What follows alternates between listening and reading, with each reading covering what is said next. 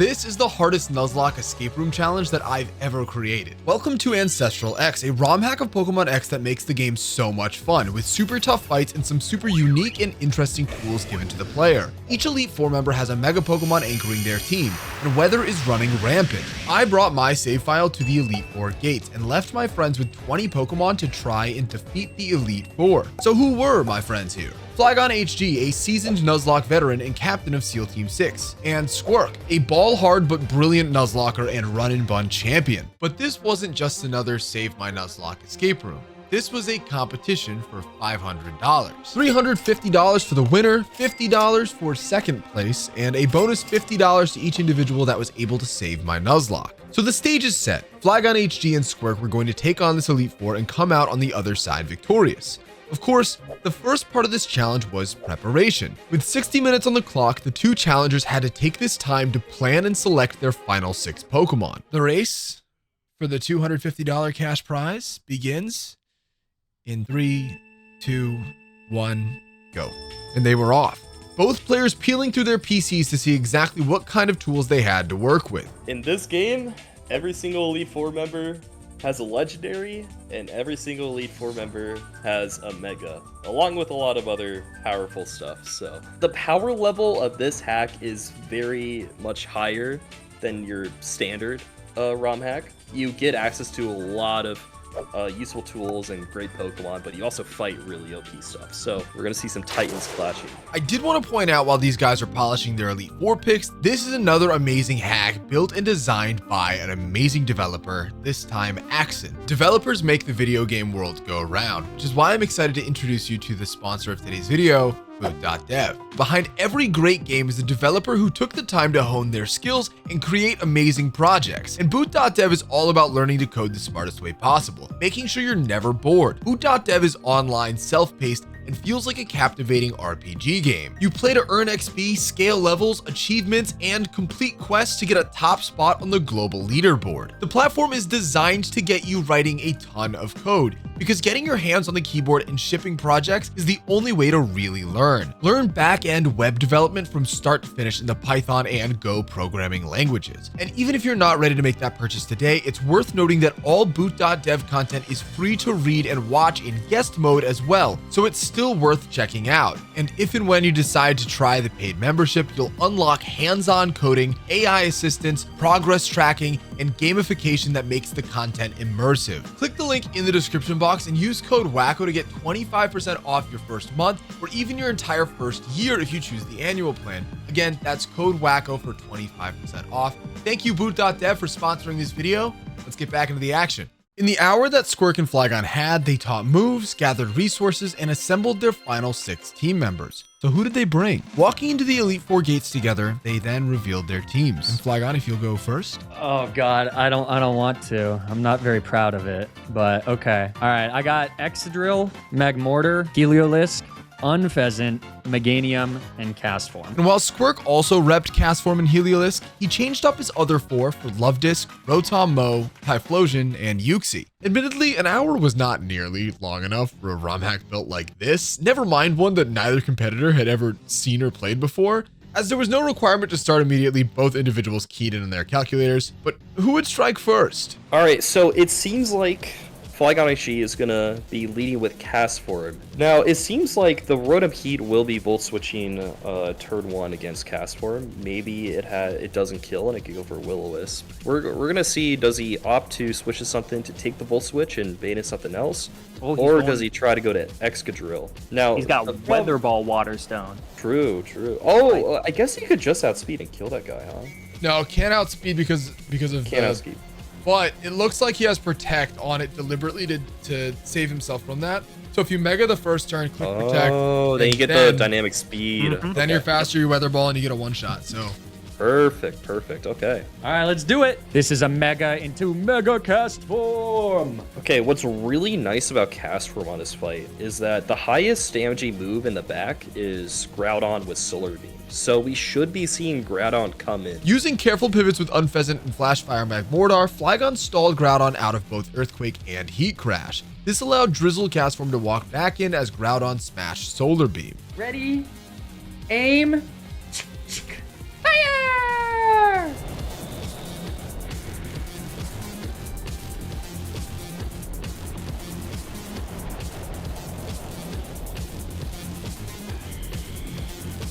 With Heatmore now on the floor, Flygon was angling for another stall. This time, however, there were way more moves that needed to go. Taking buckets of damage, Flygon found himself in a corner. I may have miscalced. There may be one additional Flare Blitz PP, but there's nothing I can do about it. I f***ed this up? Did I f*** this up? I did. All right, that's game. That's game, guys. And like that, Flygon had lost his only check to the Mega Charizard X. There was nothing he could do but watch as every Pokemon he had fell. Except something happened. After frying Heatmore with Weather Ball from Cast Form, Flygon realized that he had an immunity on his team to every single move that Charizard could use. After 10 minutes of switching around his squad to finish the job, Charizard fell. Flygon was officially heading to Elite Four member number 2. Down him on this early, things were looking mighty grim. Could he still put up a fight to defeat Squirk? Only time would tell, but in the middle of Flygon navigating that battle, Squirk stepped into his own ring. I don't want to crit him.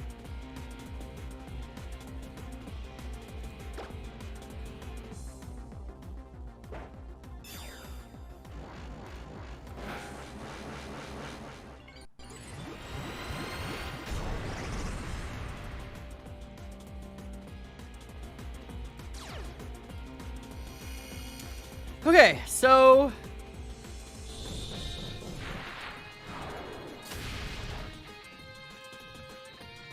this shouldn't kill me because sun's up. That had to be a crit. Okay, I was gonna say, holy fuck, that's kind of bad though. Cast Form had been Mega Evolved in both fights immediately, although Squirks was in a really tough spot. The pivot to Heliolisk allowed him to kill with Volt Switch, and sending in Rotom Mow invited out Ludicolo. Another Volt Switch to get Eruption Typhlosion in while Sun was up was key, but now Kyogre was into Dry Skin on Hydro Pump. Thunder landed and paralyzed the beast. A misguided Calm Mind cost the King of the Seas as a second Thunder shocked it off the floor. Leaf Storm smoked the oversized Axolotl, Luvdisc fragged for Alligator, and Typhlosion finished the final Mega Blastoise. Tied at 1, the Nuzlockers voyaged on. Back in Flygon land, Cooking Fights was looking tough. Without Excadrill, he was at a clear disadvantage. Whatever, we're gonna lose to this for Alligator. But that's just the way the cookie crumbles, folks. This would be real fun if Monty could pull off a second Elite Four victory. But I don't think that Excadrill would have helped anyway. Yeah, Excadrill doesn't really help anyways. Turn 1. We hit these always. Nice. Flygon would then use Unfezant to chip Swampert and have Meganium finish the beast. But something was happening on the other side of the competition. Squirk was catching up. Originally taking an extra 20 minutes to prep for the first fight, Squirk ran into Malva, guns blazing. Pun intended. This is gonna click overheat. Okay, we're fine. It won't Volt Switch me.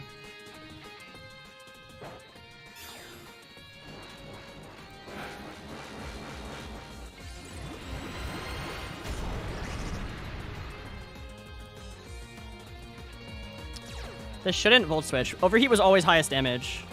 If anything, it Will-O-Wisp maybe, but yeah, perfect.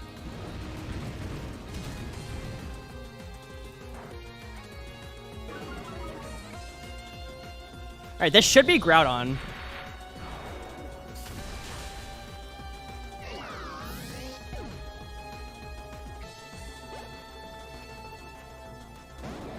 Yep. And after pivoting through Rotom Mow and back to Cast Form, Squirk rocked Groudon as well. Squirk also had a great plan for the ensuing Water Fire type Magmortar. That's totally fine.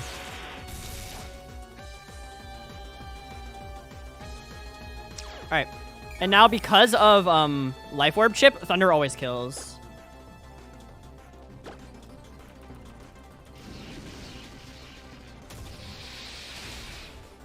Perfect. With Squirk doing great in battle number 2, the pressure was on Flygon to figure out how to continue on. Thunder carried him through Blastoise, Acrobatics finished Ludicolo, Thunder punted Kyogre as well, and the final beast was on the floor. If I go Dragon Dance is an issue, you simply dodge the crit on Izzy and call it a day. Call it a didgeridoo, you know? Got the Babiri Berry. This never kills as long as it doesn't crit. Suck it. All right, here we go. Babiri. Just dodge the crit. Oh my goodness. A deathless 5-man fight, Flygon remained in the lead. Still, Squirk was in hot pursuit, using the now Fairy-type Love Disc to tank a close combat from Blaziken and Rocket with Surf. After Volt switching to destroy Heatmore's air balloon, Earth Power from Type was more than enough to finish the job. With just Charizard alive, Squirk implemented the same stall strat that Flygon used and finished the beast. Halfway through the Elite Four now, Squirk was behind, but up a Pokemon on the depleted roster of Flygon HG. So how did fight number 3 go? Okay, Squirk is also doing Wickstrom. Okay, we got 2 Wickstroms starting now. Let's go. All right, Kofagrigus doesn't see a kill here, so it very likely will go Will-O-Wisp. So we're going to switch into Stonked. If it doesn't go Will-O-Wisp, it'll go Flesh Cannon, which does basically nothing. It'd be really cool if it went Will-O-Wisp. Huge. Now, we're going to Sunny Day. After using Flame Charge to boost Magmortar's speed and setting up the sun, Flygon would take down all but Dialga in a vicious sweep. With just the God of Time on the floor, a pivot into Meganium on Draco Meteor was free for the Fairy type. Into Heliolisk on Flash Cannon, Flygon baited out Draco Meteor's special attack drops with Substitute. Once the beast was at -4 and having taken 3 hits of Life Orb damage, Heliolisk Volt switched out into Meganium again, eventually walking into Unfezant to Phantom Force and shred the Dialga. Oh man, I did not leave enough room for, wait, do I die here? Empoleon hid in the back and had all the tools to end this run. What would Flygon do? Well, we'd have to wait a minute to find out because Squirk had been paving his own way through this fight and had used his extra mon to create a much cleaner path. Eruption Typhlosion buried Kofagrigus, and a double Volt Switch play took down Empoleon to get Typhlosion back on the floor. Eruption destroyed Excadrill, then Metagross. 2 mons left, Dialga was next. Rocking pivots for Life Orb Chip, Squirk made his way back into Typhlosion, and after an Earth Power kill, Squirk found himself in a really tough spot. I'm just gonna send it. Maybe I kill, maybe I crit. Okay. Back against the wall, Squirk explored every opportunity to free himself from the chains of the evil gear. Yeah, Squirk has to dodge a Stone Edge crit. He has no other play. It's not Life Orb, you just gotta ride this. Send it away. Please don't crit me. Yes! Yes! My goat! Yes! Good shit, Typhlosion. You're the fucking goat, baby. You're the carry. He had officially passed Flygon, making Squirk not only the frontrunner in speed, but also the frontrunner in Mons still alive. In fact, Flygon was still dealing with that Empoleon by the time Squirk finished. Substitutes on Unfezant went well, and a pivot into Heliolisk was definitely valuable, but he was out of Volt Switches after burning them on Dialga. So what was the plan? Well, Substitute did great to let Steel Beam chip itself, but it was never going to murder the Penguin all on its own. U-Turn did do great chip as well, as Tough Claw's Unfezant sunk its talons in on its way to a very low HP Magmortar. Oh, this is a crit risk. Here we go. Yeah, it is. Risk the crit! Let's freaking go, baby. Never punished. Never freaking punished.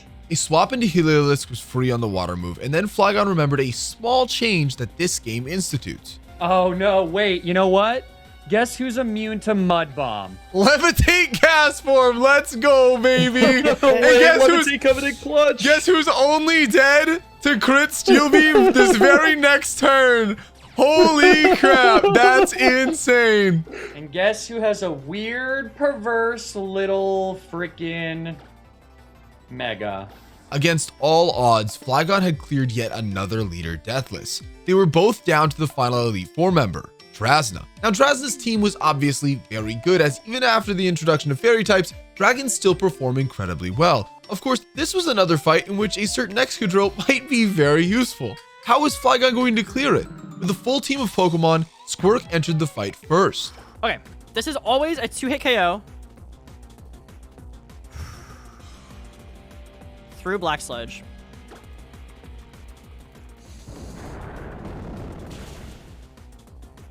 Yes! Let's go.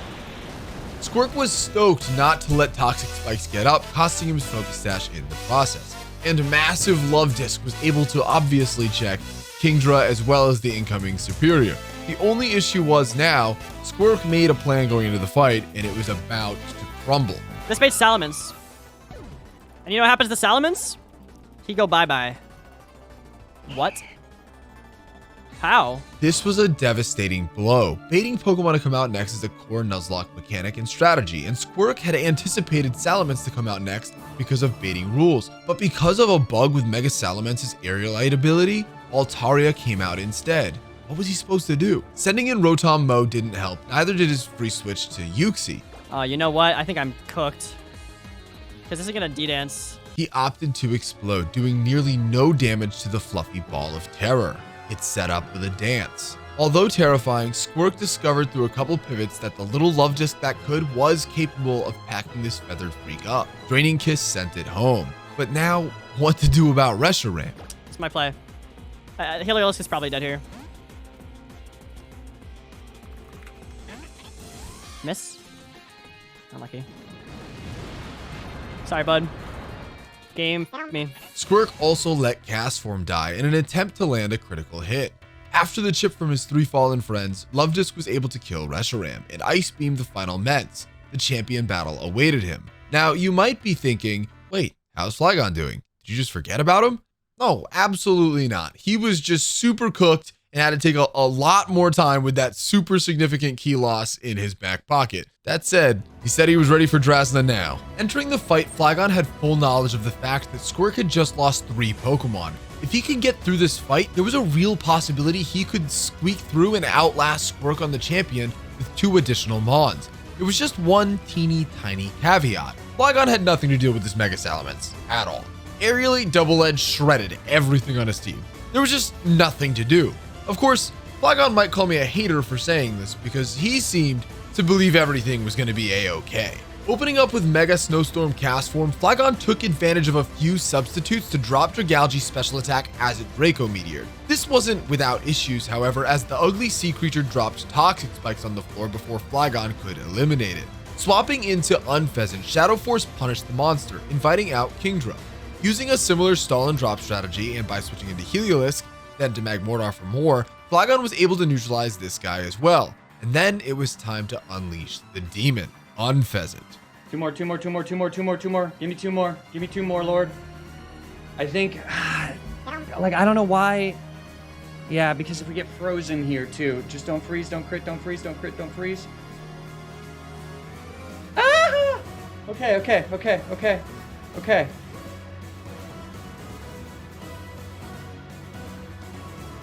With just 1 Mon left, Serperior was hard stopped by Meganium, and Flygon finished the fight deathless. He had officially acquired a 2 Mon lead in this race. But what I omitted while we locked in on Flygon's fight here was that Squirk had already concluded his champion fight. Trying to knock off as many Mons as possible, knowing 3 Pokemon was probably not going to beat the whole thing, Squirk knew the biggest obstacle would be this opening Keldeo on the left. Using Ally Switch first turn to give Typhlosion room to breathe by having Rotom Mow absorb Hydro Pumps, the Firestarter was able to capture a free substitute. The next 2 turns were spent chipping Keldeo with Typhlosion, while Rotom Mow played Meat Shield. Luvdisc outsped Keldeo in Rain and sent it home the next turn. Diancie then walked out. There's no dynamic speed, right? Please hit this. Yes! Okay, burn.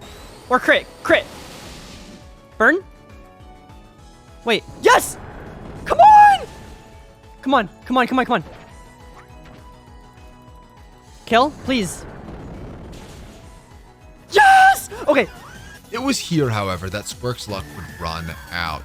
Entei was not a legendary dog at all, but rather a Zoroark that punished Typhlosion. Without a second Pokemon and paralyzed, Luvdisc was never figuring this fight out alone. Keldeo and Diancie fell. Flygon needed to bag 3. And Flygon was preparing hard. He wanted this thing. And while chat nagged him to get a move on with the fight, he brought forward a proposition. Give him 5 gift subs right now, and he'll start the fight immediately. So I took him up on it. Go get him, Flygon, right now. Let's do it. Let's freaking do it. We just need 3. No dynamic speed in this game. So even if this paralyzes... Oh, that's the wrong thing. Wait, that's the wrong... Oh, I meant to give it the water. Oh, god damn it. Well, game over. It's fine. We hit these. See, we hit those. And actually, I wanted to do chip.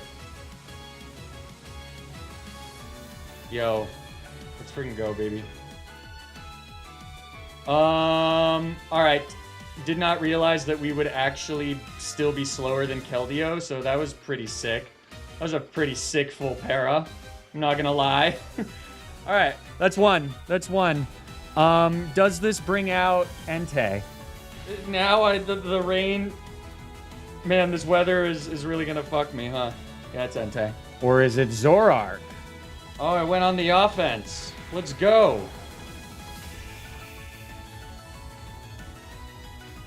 Bye, Entei. That's 2! I'm the world's best Nuzlocker. We did it. We did it. We won Whacko's summer stakeout. That's 3. We did it. We friggin' did it. From the thrones of defeat. From the thrones. From the Game of Thrones of defeat. Congratulations to Flygon for winning this race. Thank you again, Flygon and Squirk, for competing. And the awesome commentary crew, Drew and Axon, for helping out. Axon made this beautiful hack, and if you want to play it yourself, the link is in the description to his Discord. Shout out to our Patreon subscribers, our VIP Plus subscribers, Chad, Grant, Kiri, Prita, Jeremy, Tyler, Victoria. You guys are the GOATs. Catch you guys in the next video.